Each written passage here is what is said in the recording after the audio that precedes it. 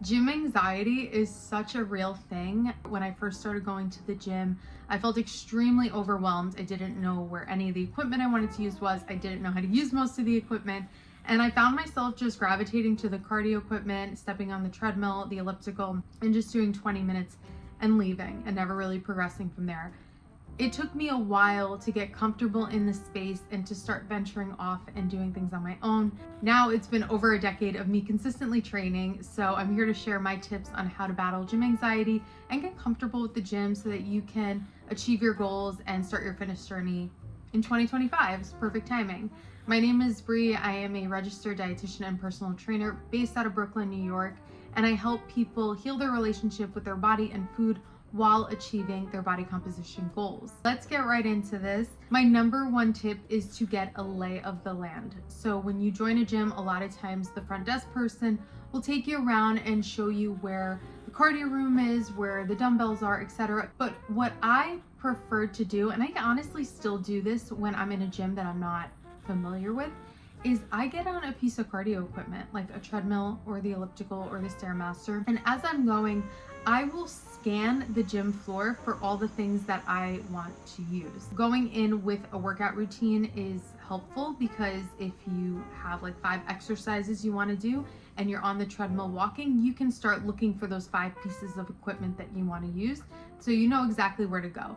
For me, the last thing I wanted to do was look like a lost puppy dog wandering the gym floor looking for the leg press machine. So that just honestly was like my worst nightmare. Now you could go on ChatGPT, you can ask it for a beginner workout. You can say that you want total body, upper body, lower body. You could even ask it to give you just dumbbell workouts or equipment workouts so that you can tailor to what's actually in your gym. So that makes it a lot easier. My second tip is to utilize all of your resources. Most of the time, even the most inexpensive gyms will offer a free personal training session when you join. So it doesn't mean that you have to now get this whole package, but utilize that one personal training session to get comfortable in the space and do exercises that maybe you're not sure that you're doing correctly. When I personal trained at this one gym in Astoria, I made it a point to ask people, like, is there anything that you want to do? Is there any piece of equipment that you're unsure of how to use or how to properly set yourself up in? Because I wanted them to be able to do it without me if I wasn't going to train them after that point. I also made sure to take them through exercises with equipment that was like a little scary, but is fun. So like battle ropes, a lot of people who have never touched the battle ropes will never touch the battle ropes until they're properly shown how to use them. Same thing with the boxes for box jumps. So if you do get a session with a personal trainer, make sure to utilize it to the absolute fullest. Just ask a lot of questions, ask them to show you equipment that maybe you're a little nervous in getting into yourself, and see if they're willing to throw in anything that they feel like you should know. This next tip is something that for some reason took me years to just kind of like figure out and realize how good this made me feel, but it's to wear comfortable clothing. And I'm not just talking about clothing that stretches and that you can move around in easily. I'm talking about clothing that is comfortable for you to see yourself in all the mirrors that surround you when you're in a gym. There are so many mirrors, and sometimes we're going into that space not feeling our best in our body, but we're showing up for ourselves because we know that we deserve that. When you're not feeling super confident, maybe you're on your cycle, maybe you're just having one of those days, the worst thing you can do is put yourself in an outfit that's going to really highlight what you're insecure about. So for me, I would wear the same workout clothes. It would be pretty much like a cropped sports bra and leggings.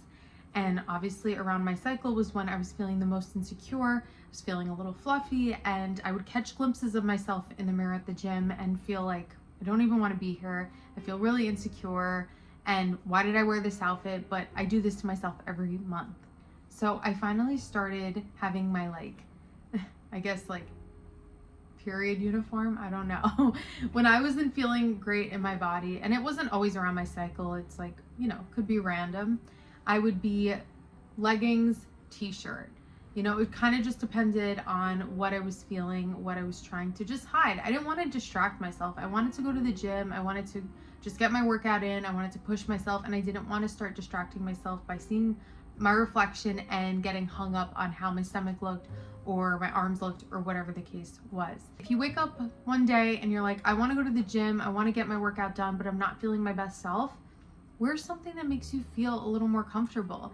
If you're worried about your legs, maybe you have a pair of joggers that kind of slenderize your legs a little bit more and make you feel a little more confident. Or on a hat, if you're feeling insecure about your hair, a hat is a great way to cover that up. One of those thick headbands. I mean, it doesn't always have to be your body, but wear something where you can go to that gym and you are not distracting yourself because you're in your head. My next tip is something that you can't always control, but if you can, it's great to know. Try to pick non-peak times to get to the gym. You're there with less people, you have more opportunity to get on the equipment that you want to use.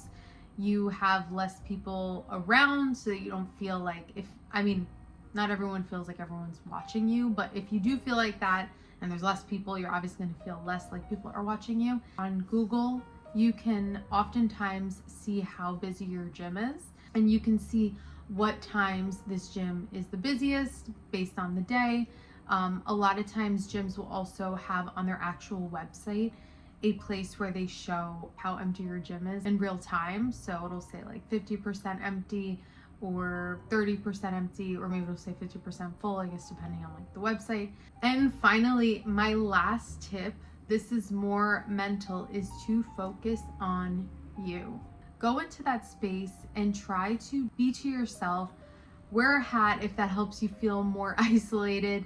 Put on a podcast, put on music. Really just make that hour, 45 minutes, 30 minutes about you. Very easy to be in a new space, not feel super comfortable and think that everyone's looking at you. No one is paying attention to you. Everyone is worrying about what they're doing.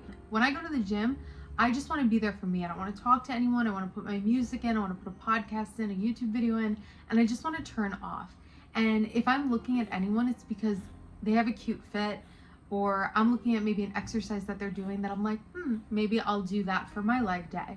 Because the only way that someone is actually looking at you is if you're doing something nuts in the gym, like you're taking those cables and you're swinging your body around, or you're doing some weird thing with dumbbells, or you're getting on a machine like weird. I'm gonna put a clip here because like I see these all the time all over Instagram and TikTok. But that is my last piece of advice. Thank you guys for showing up. I am going to try to post as much as I can in this year and be as consistent as I can with this channel.